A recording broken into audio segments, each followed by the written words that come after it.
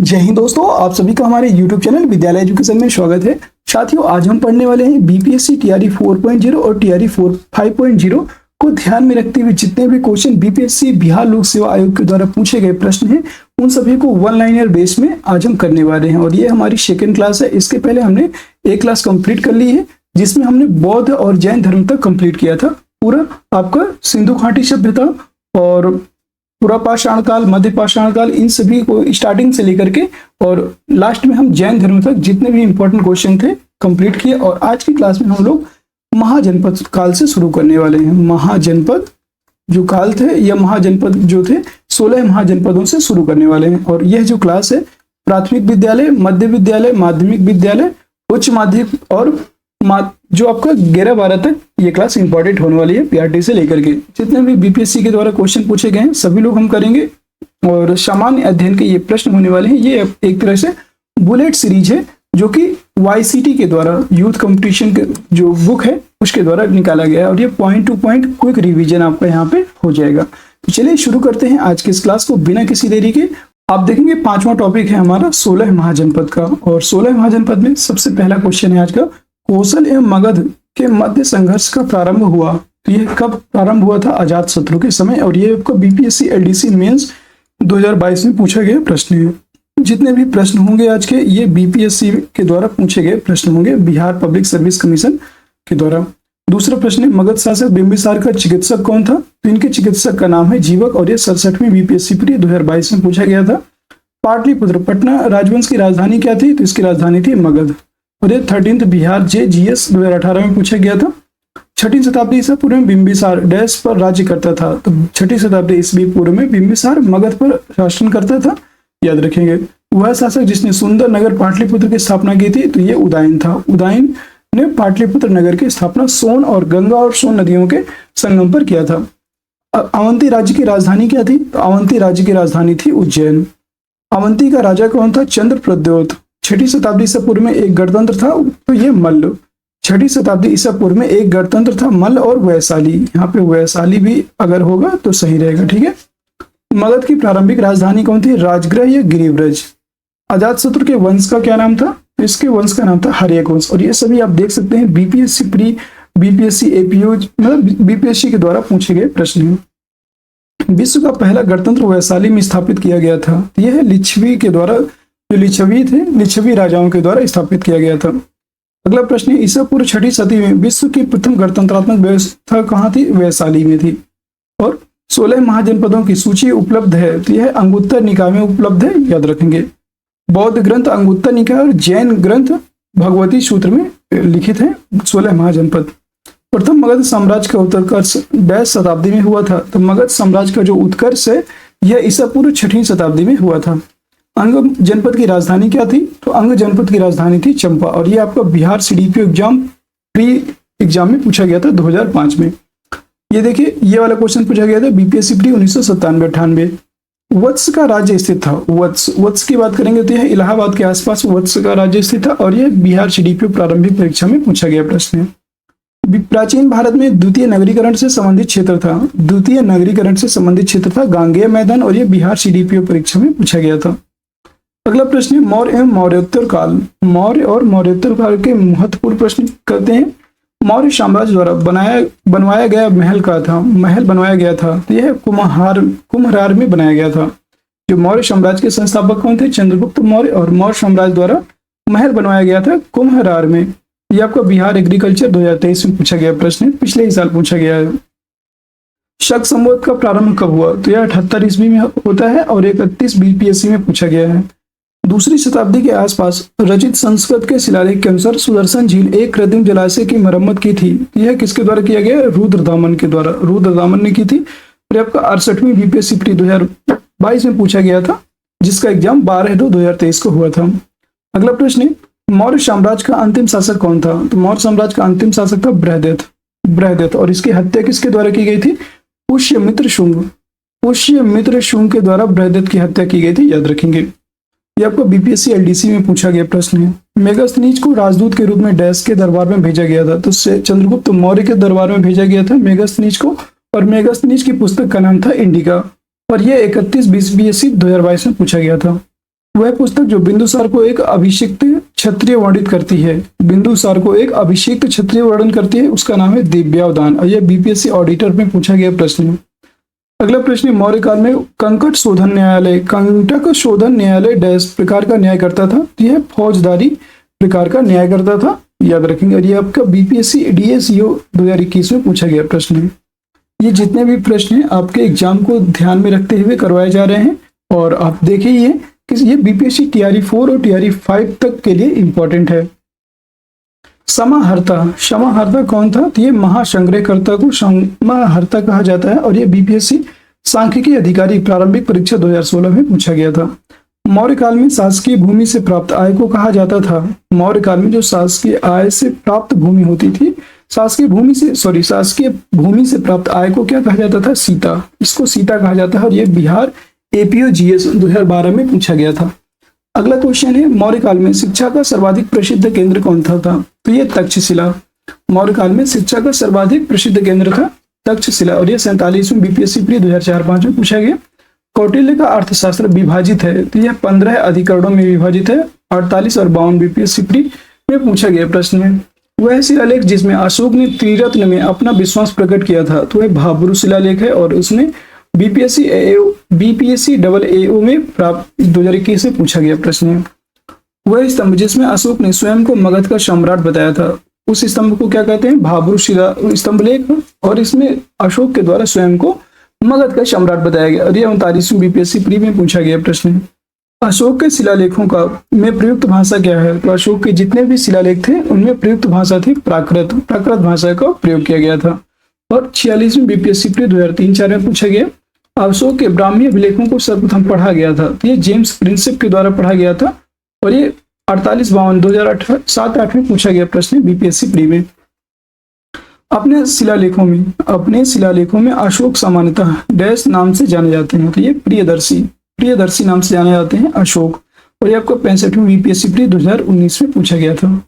और दोस्तों, अगर क्लास पसंद आ रही हो तो एक बार क्लास को लाइक कर दीजिएगा और बताइएगा कि ये क्वेश्चन वन लाइनर जो हमारे द्वारा लाए गए प्रश्न है क्या आपके लिए मतलब बेहतर साबित हो रहे हैं? आपकी जितनी भी तैयारी है और रिवीजन के तौर पे कैसा लग रहा है बताइएगा। अशोक का वह अभिलेख जिसमें अकाल धूर्भिक्ष का उल्लेख है, अकाल का उल्लेख है किस अभिलेख में?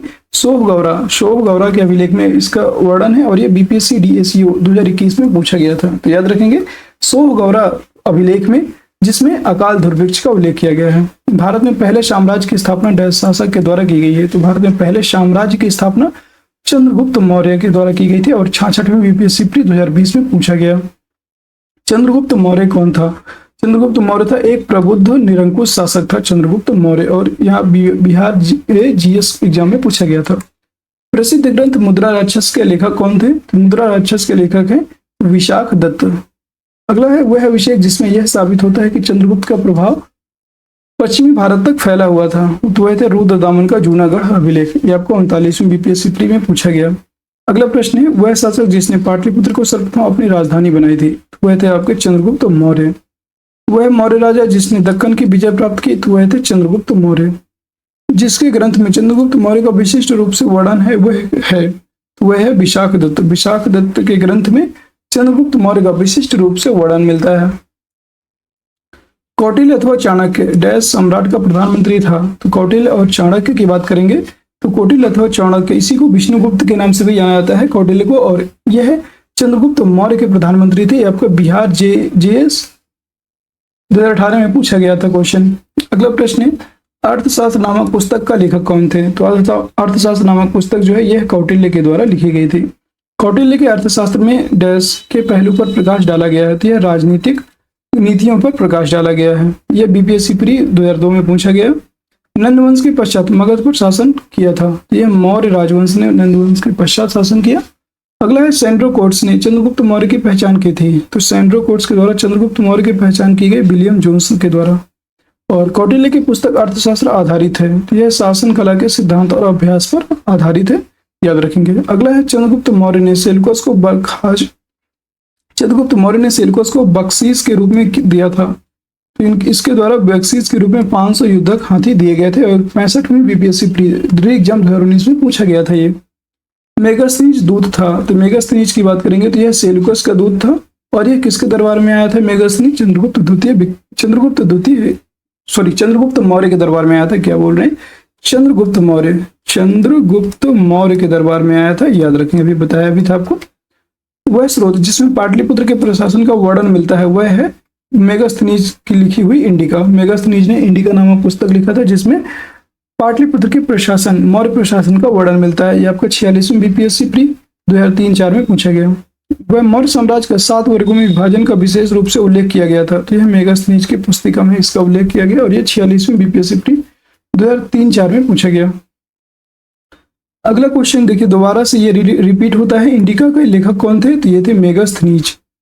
सम्राट अशोक चंद्रगुप्त था, तो याद रखेंगे मौर्य सम्राट जो अशोक हैं, मौर्य सम्राट अशोक चंद्रगुप्त के क्या थे? तो ये पौत्र थे, चंद्रगुप्त मौर्य के पौत्र थे सम्राट अशोक। मौर्य शासक अशोक की रानी कौन थी? तो इनका नाम था कारुवाकी। कारुवाकी इनकी रानी थी। बौद्ध एक वैश्विक धर्म बना, बौद्ध एक वैश्विक धर्म बना था अशोक के प्रयास से। अशोक के प्रयासों से बौद्ध धर्म एक वैश्विक धर्म के रूप में स्थापित हुआ। वह क्षेत्र जो अशोक के साम्राज्य में सम्मिलित नहीं था वह कौन सा था? श्रीलंका। श्रीलंका की बात करेंगे, श्रीलंका अशोक के साम्राज्य में सम्मिलित नहीं था और अशोक के द्वारा श्रीलंका में अपने पुत्र और पुत्री को भेजा गया था बौद्ध धर्म के प्रचार प्रसार हेतु। उसका नाम था अशोक, उसका नाम था, अभी आगे बताते हैं। नेक्स्ट क्वेश्चन है, अशोक के शासनकाल में बौद्ध सभा डैश नगर में आयोजित की गई थी। तो अशोक के शासनकाल में तीसरी बौद्ध सभा आयोजित की गई पाटलिपुत्र में। अशोक ने डैश राज्य पर आक्रमण किया था, तो अशोक ने कलिंग राज्य पर आक्रमण किया। कलिंग कहाँ है? उड़ीसा में है। अंतिम मौर्य सम्राट कौन था? बृहदत्त, और इसकी हत्या पुष्यमित्र शुंग के द्वारा की जाती है। फिर इसके बाद शुंग वंश का काल आता है। अर्थशास्त्र के अनुसार सीता भूमि का अभिप्राय है, तो अर्थशास्त्रियों के अनुसार सीता भूमि को कहते हैं जनजातियों द्वारा जोती जाने वाली भूमि को सीता भूमि कहते हैं। और एक होती है अपराहत भूमि, बिना जोती हुई भूमि को क्या कहते हैं? अपराहत भूमि। और जोती जाने वाली भूमि जो जनजातियों के द्वारा जोती जाती थी उसे हम सीता कहा जाता था। मौर्य वंश के पश्चात वंश का राज्य स्थापित हुआ, तो मौर्य वंश के पश्चात शुंग राजवंश का स्थापित हुआ राज्य। गौतमीपुत्र सातकर्णी का संबंध किससे है? तो इन गौतमीपुत्र सातकर्णी का संबंध था सातवाहन राजवंश से। नेक्स्ट है, शुंग वंश के बाद डैश वंश के बाद ने भारत पर राज्य किया। शुंग वंश के बाद भारत में कंड वंश ने राज्य किया था। राजा खारवेल का नाम जुड़ा है, तो राजा खारवेल की बात करेंगे तो यह जुड़ा है हाथी गुफा लेक के साथ। नेक्स्ट है, कलिंग नरेश खारवेल की हाथी गुफा प्रशस्ति अंकित है। कलिंग नरेश खारवेल की हाथी गुफा प्रशस्ति कहाँ अंकित है? प्राकृत भाषा में अंकित है, याद रखेंगे। अगला है, शक संवत प्रारंभ हुआ था, तो यह 78 ईस्वी में प्रारंभ हुआ था शक संवत की स्थापना का श्रेय दिया जाता है, तो शक संवत की स्थापना का जो श्रेय है यह दिया जाता है कुषाणों को, याद रखेंगे, कुषाणों को इसका श्रेय दे दिया जाता है। नेक्स्ट है, वह राजा जिसके युग में गौतम बुद्ध को एक देवता स्थान प्राप्त हुआ, एक देवता का स्थान प्राप्त हुआ था, तो यह कनिष्क के काल में या कनिष्क के युग में गौतम बुद्ध को एक देवता का स्थान प्राप्त हुआ। अगला है, सर्वप्रथम व्यापक पैमाने पर स्वर्ण मुद्रा का प्रचलन किसके द्वारा किया गया? तो यह बिम कैडफिसिस ने सर्वप्रथम व्यापक पैमाने पर स्वर्ण मुद्राओं का प्रचलन किया। कला की गांधार शैली फली फूली थी, तो यह कुषाणों के समय में सबसे अधिक कुषाणों के समय में कनिष्क के समय में देखने को मिलती है। कनिष्क के शासनकाल में बौद्ध सभा डैश नगर में आयोजित की गई, तो यह कुंडलवन काश्मीर में चौथी बौद्ध संगीति का आयोजन किया गया था। सांची का विशाल स्तूप निर्धारित करता है कि यह मौर्यों के समय को निर्धारित करता है, सांची का विशाल स्तूप। अगला है, वह पुरातात्विक स्थल जो मौर्य राजप्रसाद से संबंध है, तो वह है आपका कुम्हरार में इसको बनाया गया था और यह लकड़ी का महल था चंद्रगुप्त मौर्य का। मौर्य साम्राज्य में संबंधित एक तांबे की प्लेट है। यहाँ पे आप देख सकते हैं ये सभी बीपीएससी के द्वारा पूछे गए प्रश्न है। बिहार में जितने भी अभी तक के प्रश्न आए हैं प्राचीन इतिहास से, वो शो हम आज की क्लास में कर रहे हैं।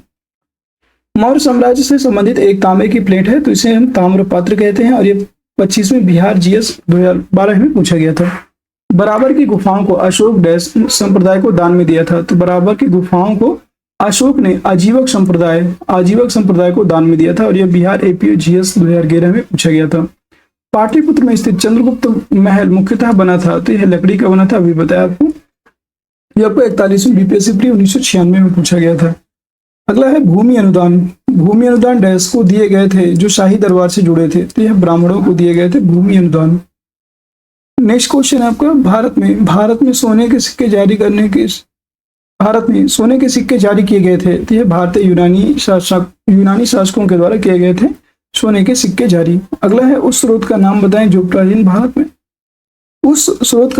प्राचीन भारत में व्यापारिक मार्गों पर मौन है, तो उसका नाम है मिलिंद पन्हो। यह भारत के व्यापारिक मार्गों पर अभी तक मौन है, यहाँ से कोई जानकारी नहीं मिली। शक वंश की कार्दमक शाखा का स्थापक कौन था, तो इसके संस्थापक थे चेस्टन। साथियों, कल की क्लास में हम इसके आगे के क्वेश्चन करेंगे, और आज की क्लास आपको कैसी लगी कमेंट सेक्शन में जरूर बताइएगा। और क्लास अगर पसंद आई हो तो क्लास को एक बार सभी लोग जितने भी साथी जुड़े हुए हैं लाइक कीजिएगा, शेयर कीजिएगा, और चैनल बने हैं तो चैनल को सब्सक्राइब भी जरूर कीजिएगा। कल की क्लास में हम लोग पढ़ने वाले हैं संगम काल। कल की क्लास में हम लोग पढ़ेंगे संगम काल, जो कि बहुत इंपॉर्टेंट है, संगम काल, और इसके बाद पढ़ेंगे हम गुप्त काल, और बाद में पढ़ेंगे गुप्त काल। इन दोनों को कल की क्लास में हम लोग मतलब इनका पूरा पोस्टमार्टम कर देंगे। जितने भी यहाँ से क्वेश्चन बीपीएससी के द्वारा पूछे गए हैं वो सारे क्वेश्चन कल की क्लास में आपके कंप्लीट हो जाएंगे। तो चलिए शुरू करते हैं। तो चलिए आज की क्लास में बस यहीं तक, और कल की क्लास में फिर मिलते हैं। और सभी लोग इसको रिवाइज जरूर करते जाइएगा। ये बिहार पीसीएस और बिहार के जितने भी एग्जाम्स हैं इंपॉर्टेंट बीपीएससी जो कंडक्ट कराती है वही सारे क्वेश्चन थे जो आपको वन लाइनर बेस में करवाया जा रहा है। और सभी लोग इसकी पीडीएफ के लिए टेलीग्राम चैनल को जरूर ज्वाइन कर लीजिएगा। फिर मिलते हैं किसी नई क्लास के साथ। तब तक के लिए जय हिंद, जय भारत। आप सभी का दिन शुभ हो।